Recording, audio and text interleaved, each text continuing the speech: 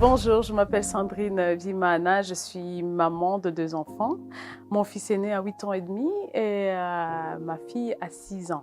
Au niveau professionnel, à part d'être maman à plein temps, je suis également une chargée de communication pour une organisation internationale. J'ai également une boutique qui crée des vêtements pour, et tous les articles qui sont autour de la grossesse et l'allaitement. Donc voilà, et je m'occupe du design. Je fais partie également d'une troupe de théâtre qui s'appelle Les Enfants Redessins de la Dante.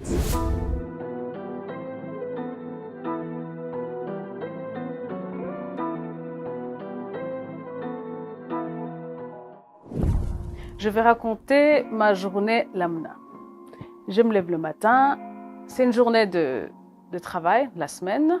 Nous préparons les enfants, donc le matin on prépare les enfants pour aller à l'école, petit-déj, douche, les habiller, et puis voilà, préparer les goûters, tout ça. Il va au travail en déposant les enfants. Moi, avant de partir au travail, mes couturiers arrivent parce que mon atelier il est encore chez moi. Je n'ai pas encore pu trouver un endroit vraiment où mettre l'atelier, donc il est encore à la maison et mes couturiers arrivent tôt.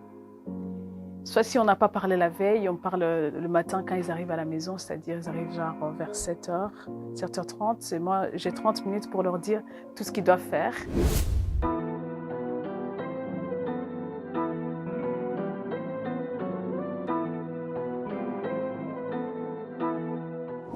Avec ça, alors je leur explique tout ce qu'ils doivent faire de la journée, de la matinée plutôt. Du coup, après 8h, moins quart, moins 5 minutes, je ne travaille pas très loin de la maison. Je vais au travail et je passe ma journée, ma matinée au travail. À midi, soit je vais chercher les enfants à l'école. Je dois arriver à la maison à 13h, 13h15. Je mange vite fait. Je dois être au boulot à 14h entre-temps. Et je mange avec les enfants. Avant de partir au boulot, je dois vérifier si le travail que j'avais laissé au couturier a bien avancé, où est-ce qu'ils en sont, quels sont les besoins qu'ils ont pour pouvoir bien travailler dans l'après-midi. Et puis, je retourne au travail et je rentre vers 17, 18. La plupart du temps, ils sont encore là. Et si les enfants, par exemple, ils ont des activités les après-midi, je dois appeler quelqu'un pour aller les déposer dans leurs activités, essayer de suivre que tout se passe bien. J'essaie d'être là au téléphone, même si physiquement, c'est pas évident d'être là et pouvoir travailler en même temps. Mais j'arrive à gérer mon travail, mais ma vie de maman sur le côté aussi. Et alors, le soir, quand j'arrive à la maison, la plupart du temps, les enfants sont déjà rentrés de leurs activités de sport, par exemple. Et alors, je vérifie si ce que j'ai laissé dans l'atelier est bien. Je parle avec la nounou pour voir si tout s'est bien passé avec les enfants, quels ont été les problèmes, quels ont été les problèmes. Et avec les enfants aussi, je parle avec eux pour voir s'ils ont passé une très bonne journée. On discute. Et puis, le mari rentre à la maison et puis on s'occupe des enfants, on donne les bains. Donc, c'est nous-mêmes qui donnons les bains aux enfants, leur donner à manger, les nourrir et les coucher. Donc, une fois que c'est fini, c'est-à-dire la plupart du temps, nos enfants ils sont au lit vers 19h30, 20h maximum.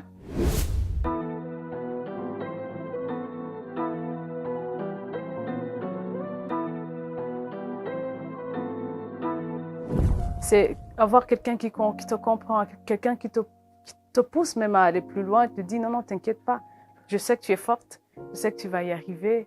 Fais-le. Il y a des moments où j'ai envie d'arrêter parce que je dis mais en fait je fais trop de choses, ça devient beaucoup, non, il faut que j'arrête. Mais non, il est là. Il est là pour me dire t'inquiète pas, ça, tu peux faire comme ça. Il me donne des tuyaux, il me dit ça c'est bien et c'est ça. Et j'essaye et parfois ça marche, parfois ça marche pas. Ça peut pas tout le temps être le paradis, mais franchement, yeah.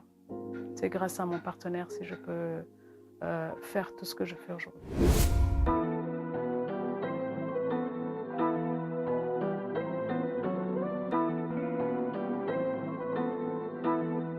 Alors l'idée d'abord, elle est venue du fait que moi, quand j'étais enceinte, ma première grossesse, j'ai vraiment eu du mal à trouver des vêtements même pour aller au travail ou quand même, par exemple, quand il y a un événement important dans la famille ou chez des amis ou une soirée, ce genre de choses. J'avais vraiment du mal à trouver quelque chose pour me sentir vraiment belle. Parce que quand je regarde ma garde-robe, les pantalons que je portais, c'était trop serré vu mon physique qui change, en fait, qui évolue avec le temps et l'évolution de la grossesse. Et à ce moment-là, j'ai vraiment eu du mal à trouver où l'adresse exacte pour aller me procurer les vêtements. Parce que quand on est enceinte, on n'a pas forcément envie d'aller faire un tour de tous les marchés pour pouvoir trouver un bon jean pour aller au boulot ou bien une belle robe même pour le travail sans nécessairement aller trouver juste un truc dans lequel tu te mets une robe.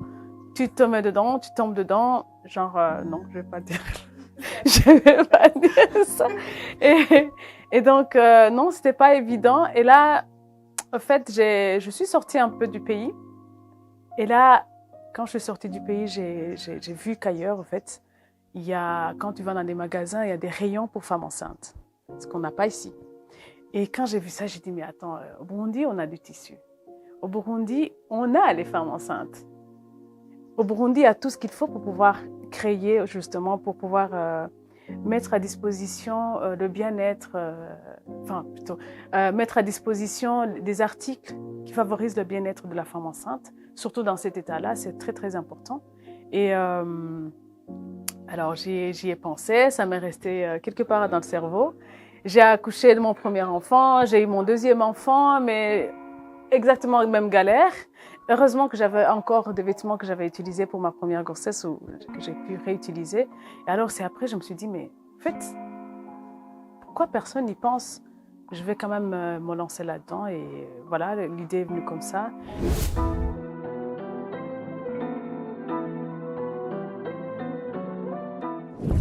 Et alors, tout le monde se moquait de moi et disait, mais personne va à un magasin juste pour femmes enceintes, t'es folle ou quoi? Personne ne va, t'as vraiment du temps à perdre, hein. Même quand je faisais mes petits coussinets d'allaitement, il y a des gens qui disaient, mais ça va pas, non? C'est qui va acheter ça? On va beaucoup plus préférer des usages uniques que des coussinets lavables. Et heureusement, j'ai eu des gens qui sont ouverts d'esprit qui ont pu adhérer à mon idée et ça m'a quand même encouragée. Et c'est comme ça que j'ai commencé alors à produire d'autres articles et des vêtements et puis voilà.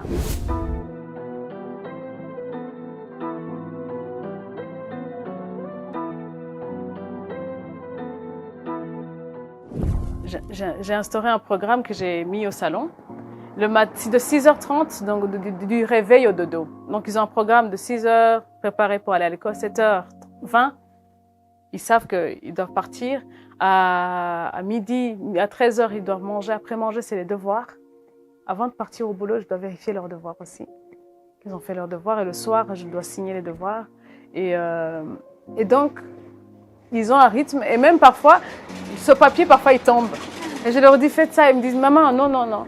Mais le programme, il n'est pas là. J'ai dit, ne vous moquez de moi.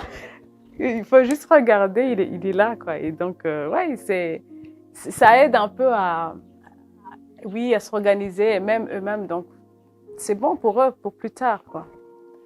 Quand ils ont fini de faire leurs devoirs, ils savent que ils peuvent aller jouer. Ils ont, en fait, 2 fois la semaine, ils ont le sport l'après-midi. Et à ce moment-là, ils savent à quelle heure ils doivent être prêts. Et je dois quand même dire à la nounou, vu que je ne suis pas là, de veiller à ce qu'ils respectent ça parce que un enfant ne peut pas être parfait. Et parfois, il joue les rebelles, bien sûr. Parfois, il joue les rebelles. Et à ce moment-là, c'est là où il faut leur dire, voilà, le programme, on l'a fait ensemble. Nous avons établi le programme ensemble. Maintenant, il faut le respecter. Et si on ne le respecte pas, vous savez, il y a des conséquences à toutes les actions qu'on pose. Donc, et c'est comme ça, j'essaie de les éduquer à ce qu'ils sachent faire leur choix en sachant qu'il y a des conséquences aux choix qu'ils font. Et savoir assumer aussi ce qu'ils ont fait, quoi. Donc, en fait, c'est vrai, les enfants parfois me manquent, mais je trouve du temps pour eux. Le soir, je suis là avec eux, sauf justement quand j'ai des réunions ou des événements auxquels je dois participer pour le théâtre. Et parfois même, je les emmène avec moi. pour qu'il rencontre, qu'il voit mon monde et qu'il voit ce que maman crée, qu'est-ce que maman elle fait durant son absence. Et ce qui est bien, c'est que ma fille, elle a adopté ce fibre de créer. Elle dessine super bien. Et alors, parfois, elle dessine des modèles où elle me dit, maman, où elle va parler même au couturier, elle lui dit, il faut que tu crées ce modèle, ça serait chouette pour les femmes enceintes, tout ça. C'est vraiment génial de voir que ça inspire ta fille.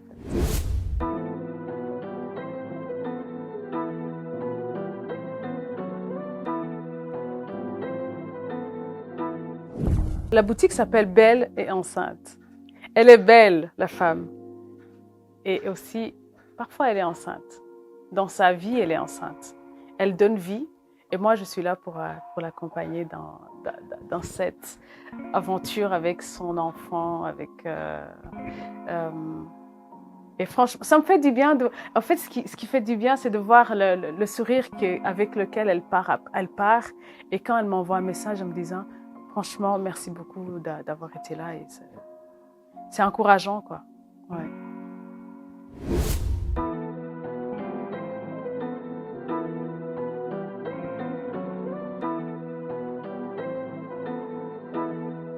Et j'ai vraiment de bons feedbacks de maman, quoi. Et à part d'ailleurs produire des vêtements, je produis aussi des styles pour le shooting, pour immortaliser ce moment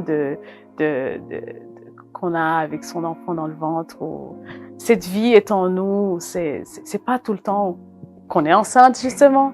C'est que 9 mois sur une vie, ou 18 mois sur une vie si tu as eu 2 ou 3 enfants, beaucoup plus.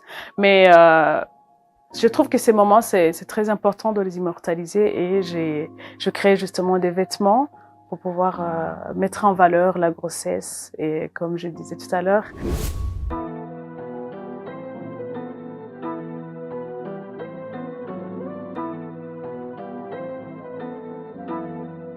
je peux me permettre de dire que je participe au bien-être de la femme en créant ces vêtements. Ça a l'air de rien, mais c'est quand même très important, en fait, de pouvoir se sentir bien dans sa peau, quoi. Et même quand on est enceinte.